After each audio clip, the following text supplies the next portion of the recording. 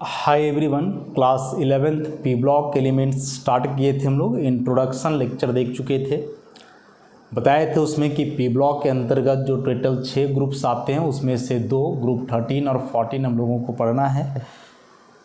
तो आज से हम लोग स्टार्ट करते हैं ग्रुप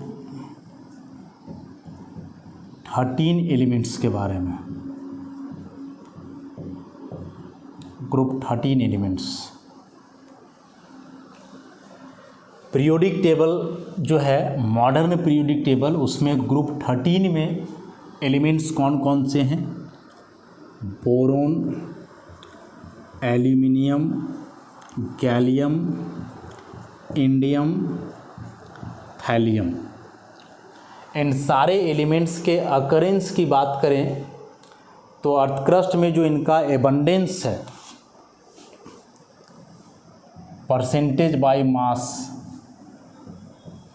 एबंडेंस जो है इनका परसेंटेज बाय मास, वह कुछ ऐसा है। बोरोन का 9 × 10⁻⁻⁴, एल्यूमिनियम का 8.3, gallium 1.9 × 10⁻⁻⁴, indium is 0.24 × 10⁻⁻⁴, and thallium is 0.5 × 10⁻⁴। एक इसमें नाइहोनियम न्यूली डिस्कवर्ड एलिमेंट है, नाइहोनियम, जो कि एक सिंथेटिक एलिमेंट है। अर्थ क्रस्ट में नहीं होता है, अर्थ क्रस्ट में अबंडेंस इसका 0 है। सिंथेटिक एलिमेंट, इसको बनाया गया है, सिंथेटिक है। तो इस एबंडेंस में तो साफ साफ पता चल रहा है कि एल्यूमिनियम बड़ा खास है। अर्थ क्रस्ट का अबाउट 8% मास एल्यूमिनियम से है। तो बताए थे कि एल्यूमिनियम जो है वह थर्ड मोस्ट एबंडेंट एलिमेंट है अर्थ क्रस्ट का, लेकिन फर्स्ट मोस्ट एबंडेंट मेटल है। तीसरा सबसे अधिक मात्रा में पाए जाने वाला तत्व अर्थ क्रस्ट में, लेकिन सबसे अधिक मात्रा में पाए जाने वाला मेटल जो पहले स्थान पे, वह कौन है? एल्यूमिनियम। एक ही जो बताए nihonium, this is the synthetic element. Earth crust में यह नहीं एग्जिस्ट करता है, इसको लैबोरेटरी में वैसे ही बनाया गया है।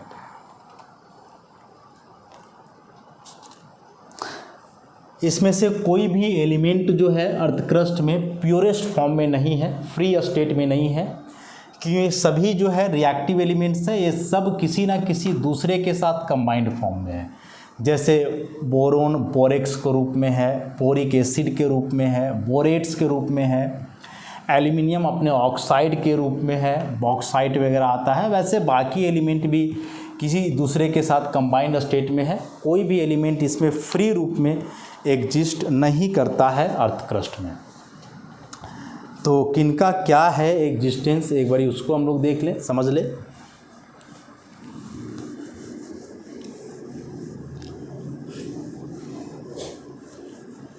मोस्ट कॉमन पहले ही बताया कि हर एक ग्रुप में जो शुरुआत के 2 मेंबर्स हैं उनके प्रॉपर्टी को ही काफ़ी इलाबोरेट किया गया है। तो जैसे बोरोन की बात कर ले हम लोग, बोरोन एग्जिस्ट करता है बोरेक्स के रूप में, जिसको हम लोग टिनकल के नाम से भी जानते हैं। फॉर्मूला Na2P4O5 OH का whole 4 × 8H2O, borax. Next colemanite, Ca2P3O4 OH का whole 3 overall whole 2H2O, colemanite. And next one is kernite, Na2P4O5 OH का होल 4। से जो 3 एग्जिस्टिंग फॉर्म है बोरोन का, बोरेक्स कोलेमेनाइट और करनाइट।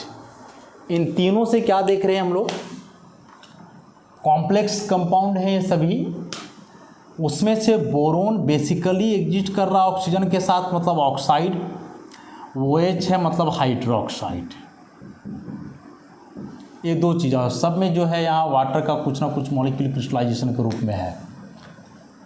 तो भाई एक तो यह चीज़ दिमाग में क्लियर है कि बोरोन का जो नेचुरल एग्जिस्टेंस है अर्थ क्रस्ट में, उसमें वह एग्जिस्ट कर रहा है ऑक्साइड और हाइड्रोक्साइड के रूप में, और वह भी नॉट फ्री ऑक्साइड और hydroxide, along with some metal cation, means overall बोले कॉम्प्लेक्स कंपाउंड के जैसा ये एग्जिस्ट करता है। एल्यूमिनियम तो भाई मोस्ट कॉमन है, मोस्ट एबंडेंट है, तो इसमें तो बहुत ज़्यादा फॉर्म एग्जिस्ट करेगा एल्यूमिनियम का। सबसे पहला corundum, corundum Al2O3, simply aluminium oxide is corundum. Bauxite,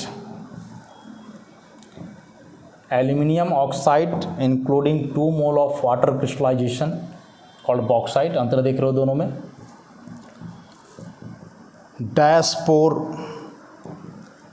again aluminium oxide including 1 mole of water crystallisation.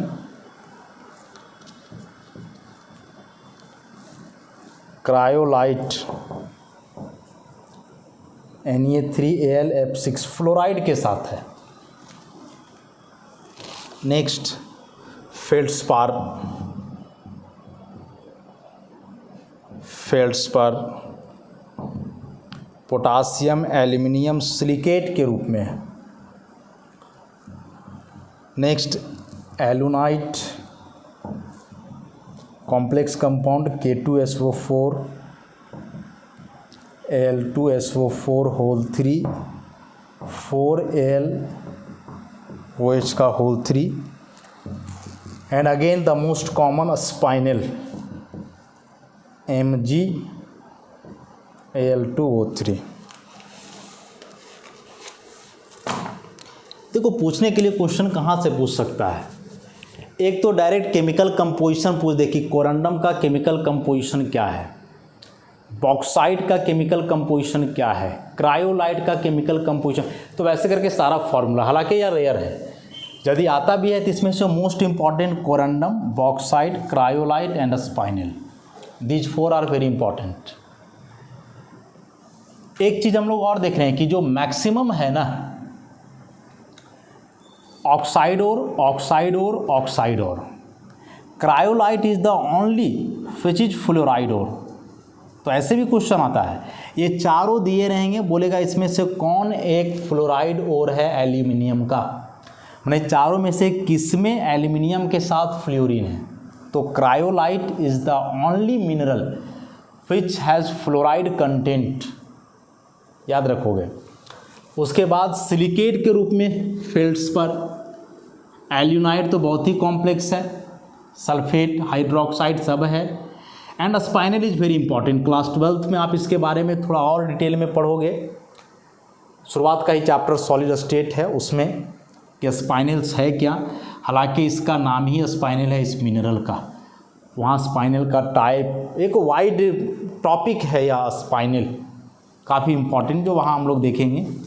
यह भी ऑक्साइड ही है, मैग्नीशियम के साथ है। तो एक सबसे इम्पॉर्टेंट बात इसमें याद रख लोगे, ये वाला क्रायोलाइट वाला, फ्लोराइड ओर ऑफ एल्यूमिनियम।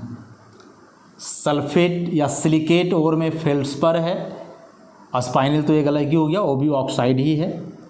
तो इसको खास करके याद रखना, ऑब्जेक्टिव क्वेश्चन के लिए वेरी वेरी इंपॉर्टेंट है।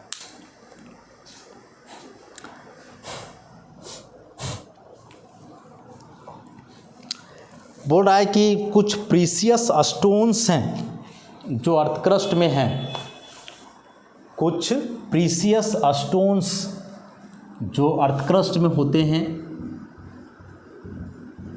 प्रीसियस स्टोन्स जैसे रूबी जो रेड होता है, सैफायर जो ब्लू होता है, एमेराल्ड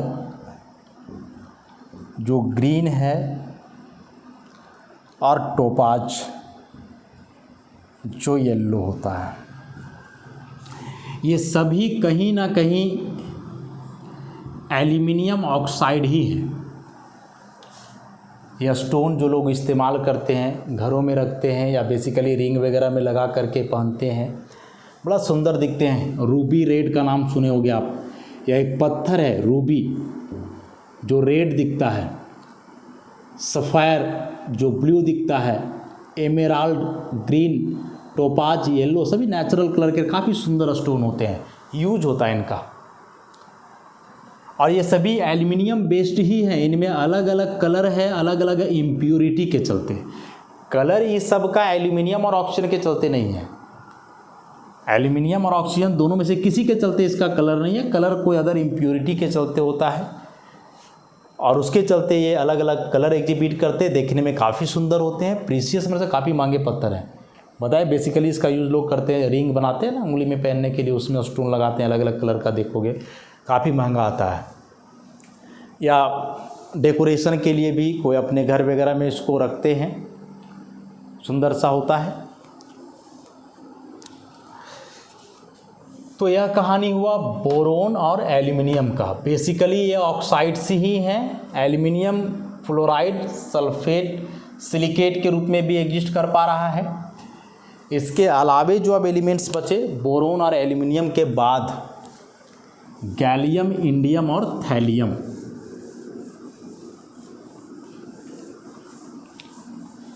गैलियम, इंडियम और थैलियम।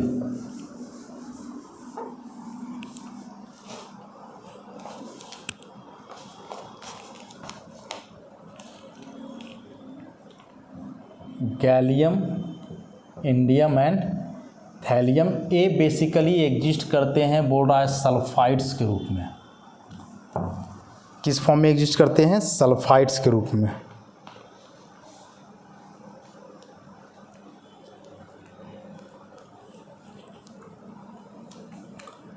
तो ये तो एग्जिस्टेंस हो गया। बोरोन एल्यूमिनियम बेसिकली ऑक्साइड के रूप में, कुछ फ्लोराइड सल्फेट सिलिकेट है। गैलियम, इंडियम और थैलियम सल्फाइड्स के रूप में। इनका ऑक्साइड सल्फेट सिलिकेट वगैरह रेयर है, बेसिकली सल्फाइड्स के रूप में।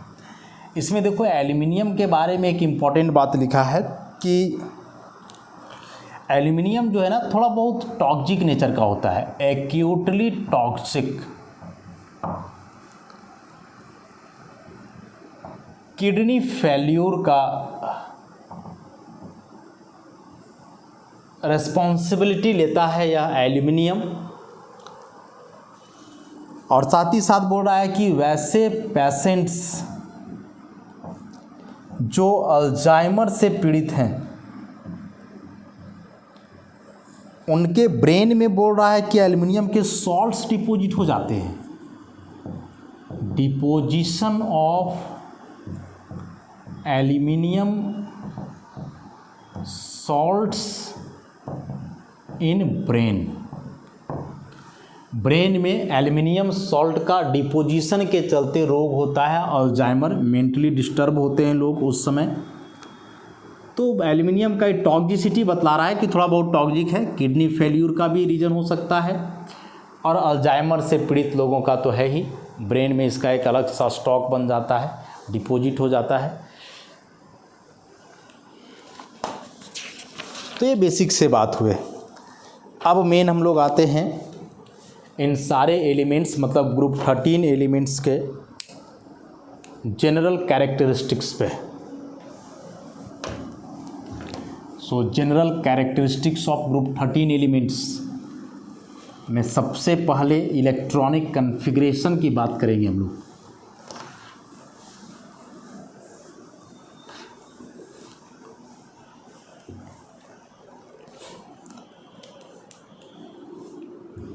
Electronic configuration.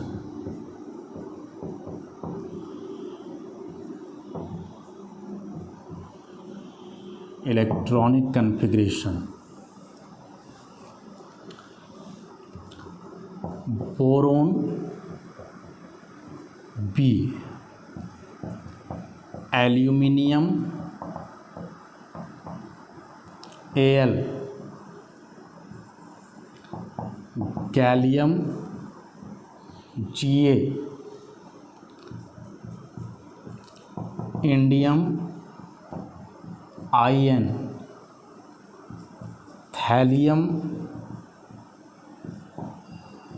Tl, एक nihonium NH synthetic element. Atomic number की बात करें 5, 13, 31, 49, 81, अगेन 32 जोड़ोगे तो 113 आ जाएगा। इलेक्ट्रॉनिक कन्फिग्रेशन सब सेल वाइज हम लोग पहले करते हैं, तो सब सेल वाइज कन्फिग्रेशन करोगे 1s2, 2s2, 2p1। दूसरा नोबल गैस के आधार पे लिखेंगे हम लोग, तो हीलियम 2s2, 2p1। एल्युमिनियम की बात करें 1s2, 2s2, 2p6, 3s2, 3p1। Noble gas के आधार पे नियॉन 3s2, 3p1।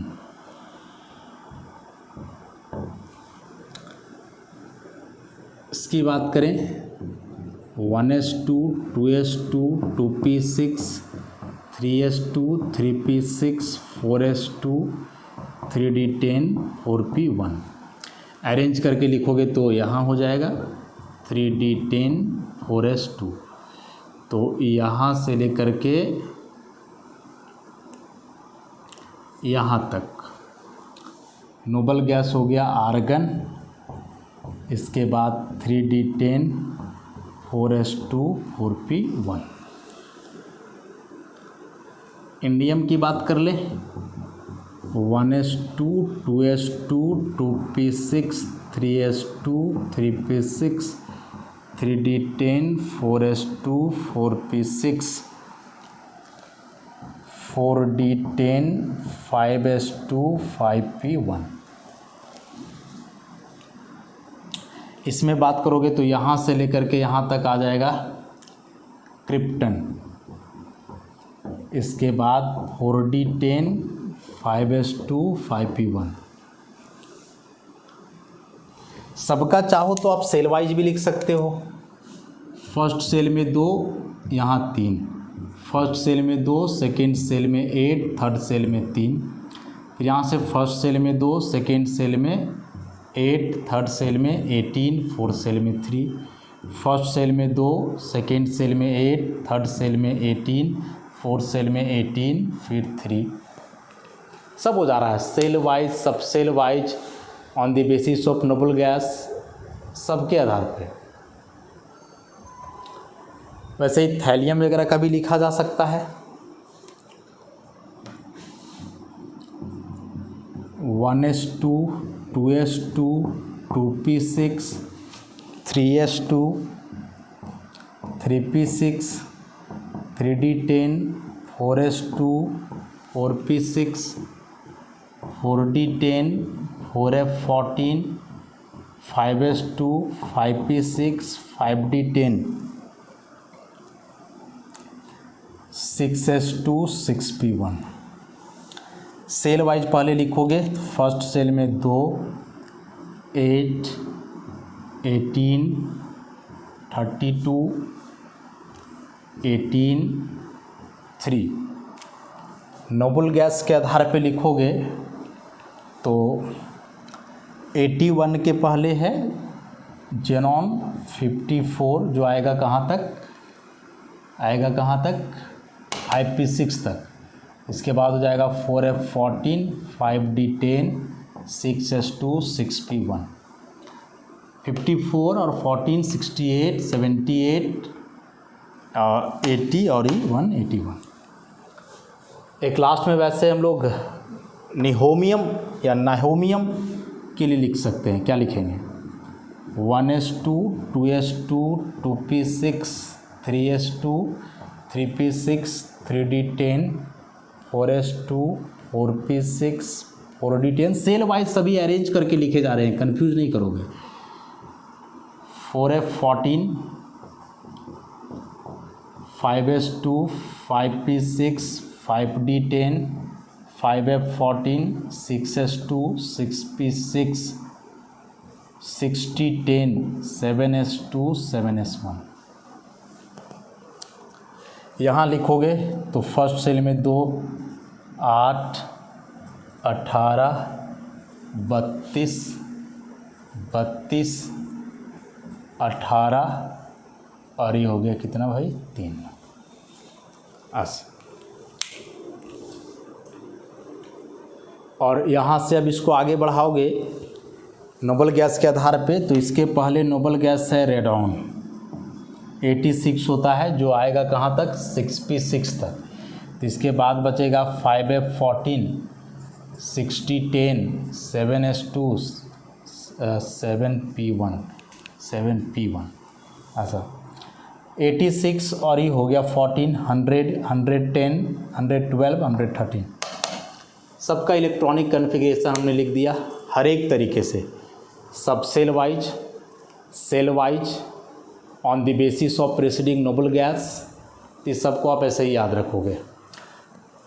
और सबका इलेक्ट्रॉनिक कन्फिग्रेशन लिखने के बाद जो चीज़ें ऑब्जर्व करी हमने वो लास्ट में सबका देख लो।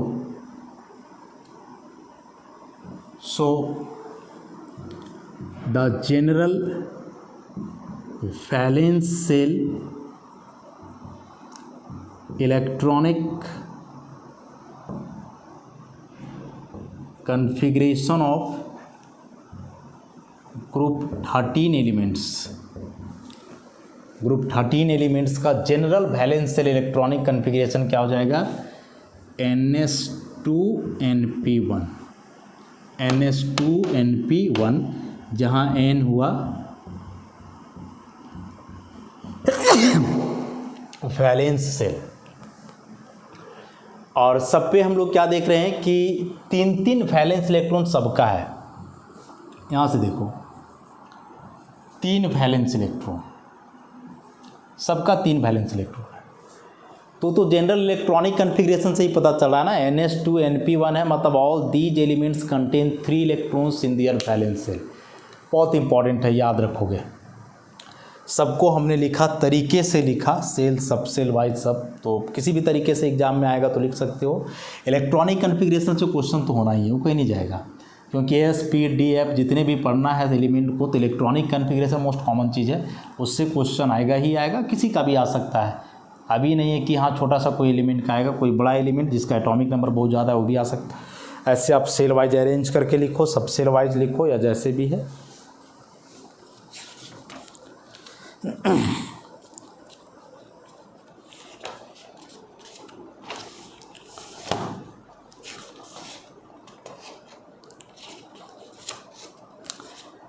नेक्स्ट हम लोग बात करें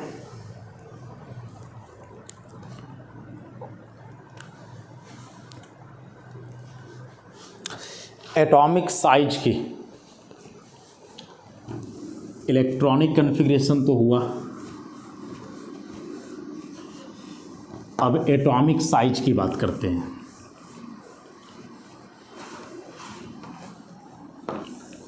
ग्रुप 13 एलिमेंट्स का एटॉमिक साइज।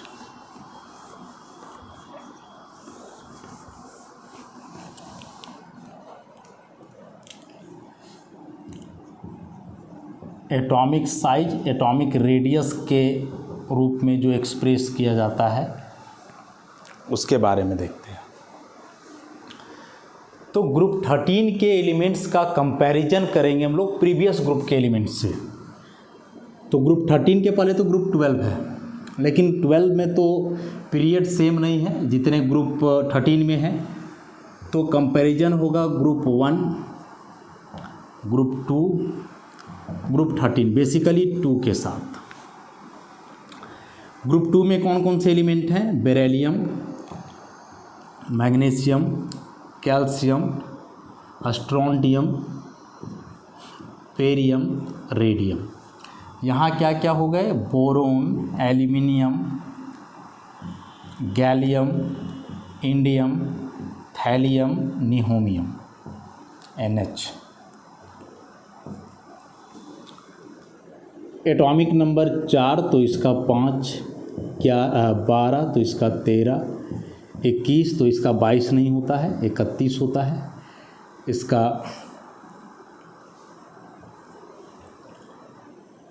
20 है इसका, तो इसका 31 हो जाएगा। स्ट्रोंटियम का 38 तो इसका 39 नहीं बल्कि 49 है। बीच में जो और भी एलिमेंट्स हैं, खैर तो ये जो गैपिंग यहाँ आ रहा है क्यों? क्योंकि बीच में डी ब्लॉक के 10 एलिमेंट हैं, इसलिए गैपिंग आ रहा है। अब हम लोग पढ़े कि पीरियोडिक टेबल में लेफ़्ट टू राइट जाएंगे तो एटॉमिक साइज डिक्रीज करता है।